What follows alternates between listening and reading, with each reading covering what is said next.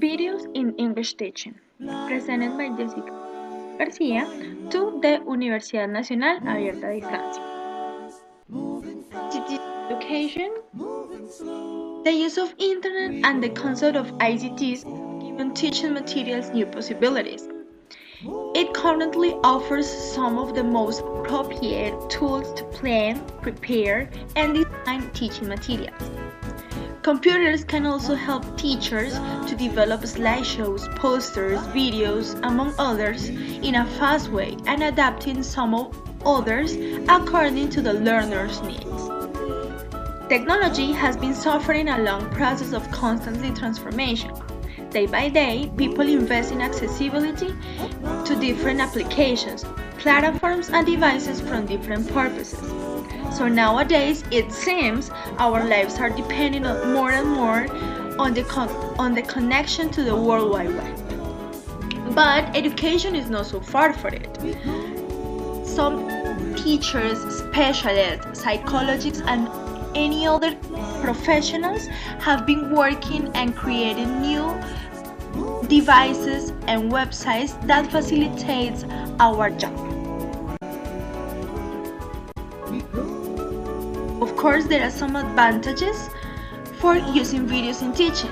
One is that it allows dynamic immersion, where students can clearly listen, watch, and hear all the content in real-life situations. It provides an important visual stimulus for language production, among others. Second is that students may provide written, listen, and interpret according to the skill they want to improve. There are some exercises we can use for practicing all those skills. For example, vision on, sound off, which is perfect for speaking activities or shadowing. Observe and write, like making reports as a journalist in the video they have seen. Trivias or spoken dialogues for comprehension activities. The third advantage is that it catches students' attention and motivation thanks to the use of realia, that we create materials properly for the students' age and tastes. As I said before, the use of authentic material provides a new environment in learning process.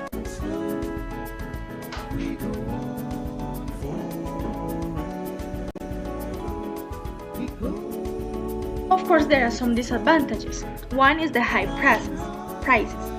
Not all the institutions can access to electronic devices for their children or buy the license for using some webs or applications. So in that way, the only ones who can access for those materials are private institutions with their own budget. Second is the internet connection, which is always needed. The problem here is that sometimes we cannot access to internet because they have some issues. And we can't develop we have prepared because we don't have the Wi-Fi or the internet connection.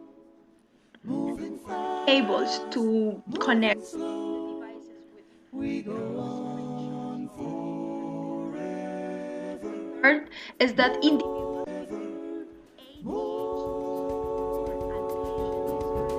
hyperactive disorder and people with eyes fatigue can be using all these type of devices for long periods of time.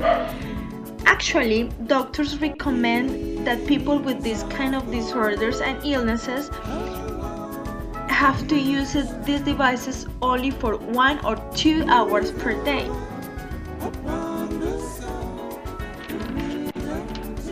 How to use videos for teaching? The best way to take advantage of technology, and especially the use of videos for teaching purposes, is by taking them for reinforcement activities. In fact, learners can provide the topics previously taught in a net way, where the images, sounds, and mixtures of them can create a new environment full of knowledge and language culture, practicing and developing all this in the activity. So in this case, Students are going to practice and improve vocabulary about traveling. Now I'm going to explain how to use videos in teaching in this specific situation. Okay, so the first stage is that we are going to start a conversation talking about journeys, asking students if some of them has ever traveled to any South American country or their plans to do it. Then we make a short introduction to the topic, showing the pictures and playing samba music for background while students are talking. So as you can see here, I post some pictures about food, animals, beaches, culture of Brazil, and the background of this presentation is samba music. So the next stage is to check the questionnaire, read all the questions and try to identify the possible answers for each question. So here you can see what is the questionnaire I'm going to apply according to the video. The first question is, students have to watch the video and answer the questions true or false. Second, they have to watch the video again and choose the correct answer for these questions.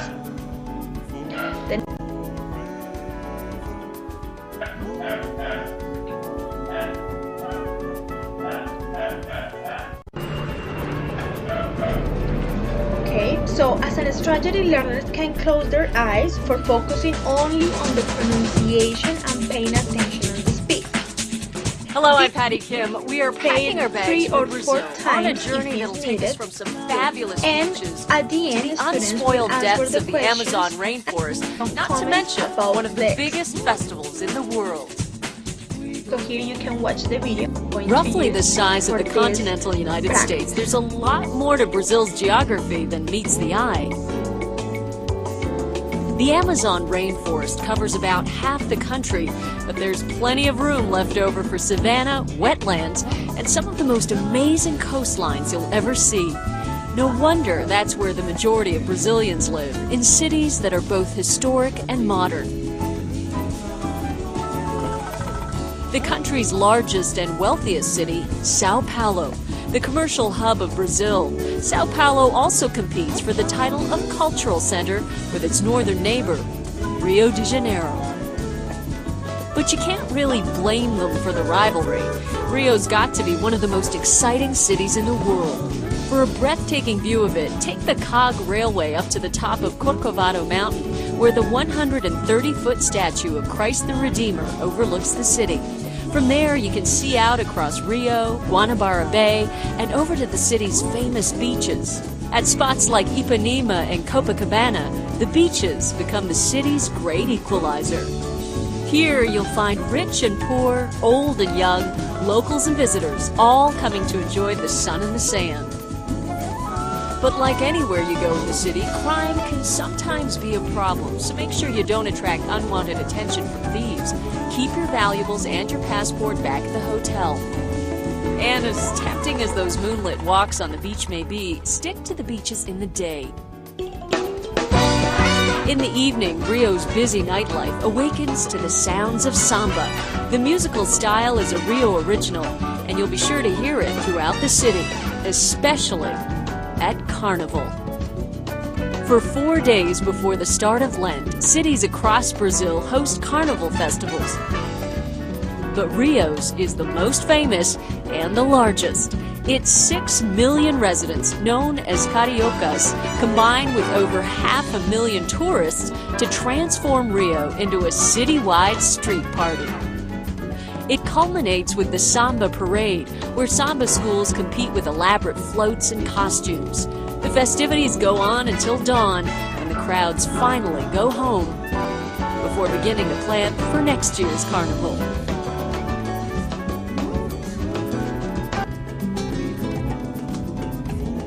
Moving inland from the coast, the city sounds melt away. This is ranch country.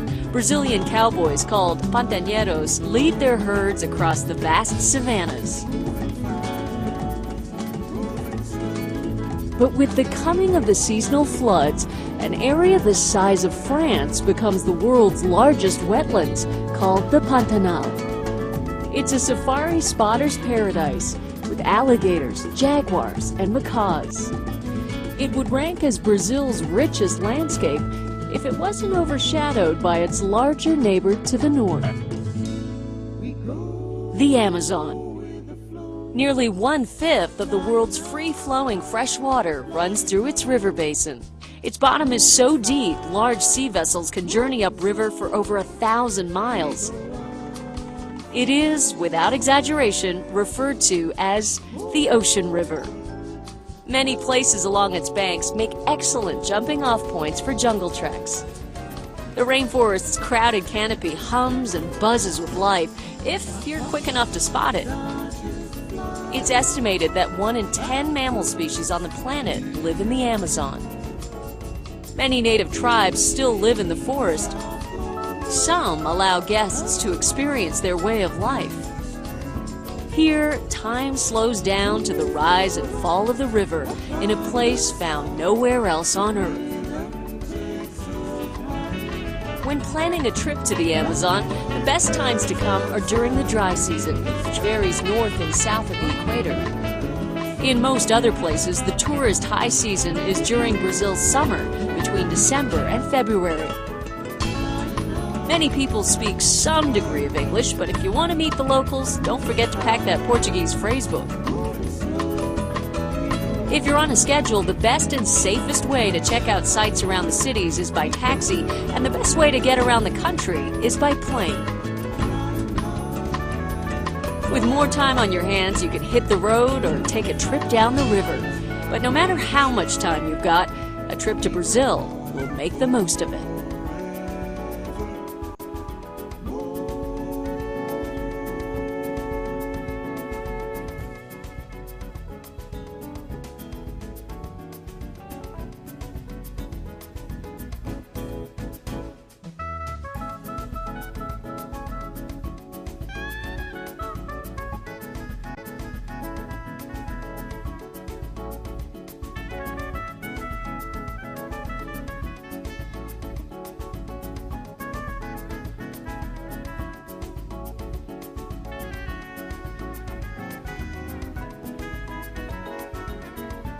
Okay.